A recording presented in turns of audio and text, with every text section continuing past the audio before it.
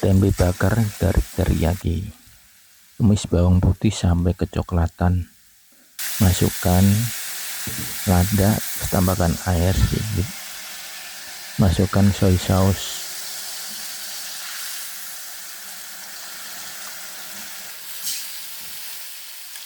Tambahkan sedikit lagi air. Beri fondasi. Sebelumnya tambahkan gula juga. Terus masukkan tempenya. Ungkep ya. Ungkep, diaduk, terungkep lagi. Apabila video ini bermanfaat, silahkan like, share, dan komen.